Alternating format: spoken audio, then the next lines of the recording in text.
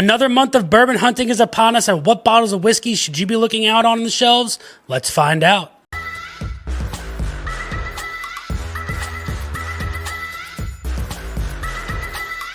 What is going on, everybody? Nathan here with the Everyday Drinker, bringing you guys a brand new video. We are already a third of the way through 2025, and we've already had some banger bottles of bourbons and whiskeys being released. But we've got the month of April ahead of us now, and we've got another great month of releases that we need to get into. Starting off with a bottle that I am most likely going to be picking up because I told you guys in the beginning of the year, I'm going to be picking up one of these bottles this year, and it's going to be this one. It's going to be the Booker's Batch 2025 the Barry's Batch. This is coming in at about 125.8 proof, and they're about that $90 to $100 range. For me, I don't know why I've never picked up a Booker's, but it's going to be this batch because I like what this batch's proof is looking like.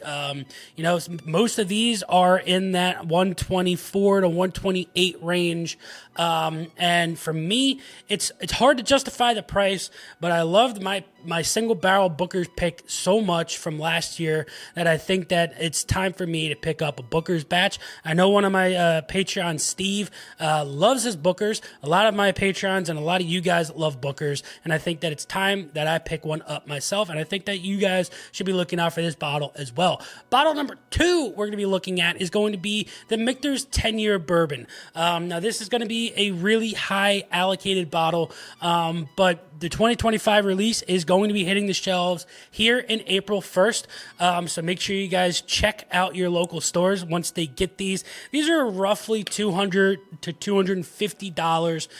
They're proofed at about 93 to 96 proof, at least 10 years old.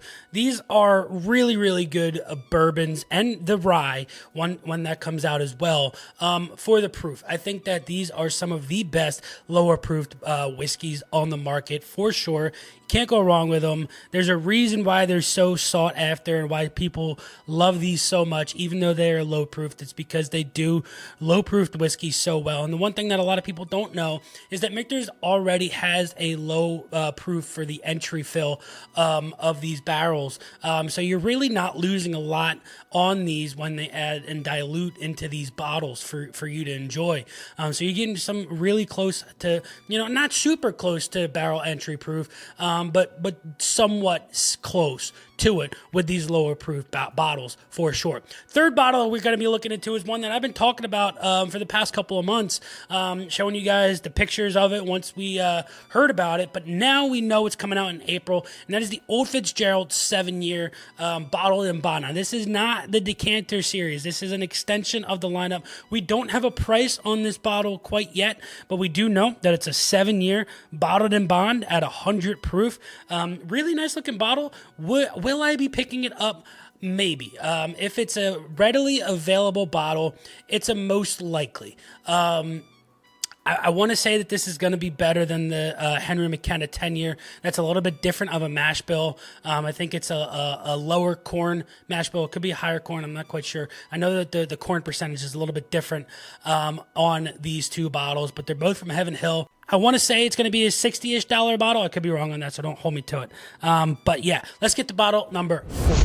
Bottle number 4 is one that we talked about previously. We didn't really see what a bottle was going to look like until now. We know that it's being released because Penelope released the statement about it, and I think the pre-order for it. This is the American cigar blend. Now, it's not just your traditional, finishing in different wine casks and things along those lines. This is a blend of different American whiskeys. You get rye, bourbon, American light whiskey, things along those lines. This is what their first rendition of their cigar blend is going to be. It's going to be proofed at 101 proof, and I think the MSRP is right around $85-$90. This might not be a bottle that I pick up because Penelope just, for me, hasn't been hitting close to home with their other their higher allocated releases.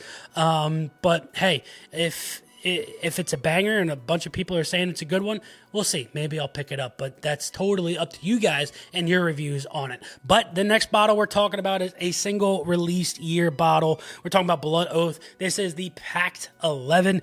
This is going to be the Añejo tequila finish. Now, Blood Oath is always proofed at 98.6. It's going to be about $125 bottle. Now, tequila finish is fun. We'll see how this goes. They're using Añejo tequila finish barrels, which are already using most likely bourbon barrels to finish the tequila in and age that tequila in for, I believe, at least 6 months to be an Añejo. And then they're repurposing those barrels to then finish whiskey or bourbon in again. I don't really know much about this. I don't know if it's going to be anything substantial. It might get a little bit of a tequila note out of that. But I think that this is going to be a little bit, different compared to other things. I like that they're stepping out and not finishing it in different wine or brandy or cognac casks for that fact. But we're trying to see what tequila can do to a bourbon finish. But next bottle we're talking about is going to be the Yellowstone small batch 107 proof. We talked about this bottle last month, but this is a $45 107 proof bourbon that I think is going to be a absolute banger. I've loved everything I've had from Yellowstone. I think at $45 for 107 proof, I think that this one might be able to give, Weller 107 a run for its money. You never know. We've had other 107 proof whiskeys like the Old Elk Double Wheat. That's a $100+ bottle, $100+ bottle. Is that worth it? I don't think so whatsoever. Is the Weller 107 over $100 worth it? I don't think so. But at this bottle, 107 proof Yellowstone at $45.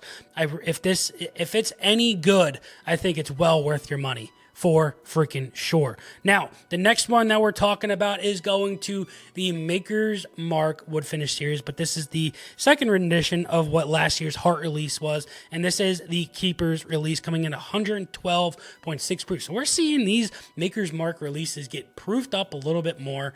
We're seeing the price go up a little bit more. I think that this is going to be a $75, $80 bottle, whereas the previous years we're looking at $65, $70.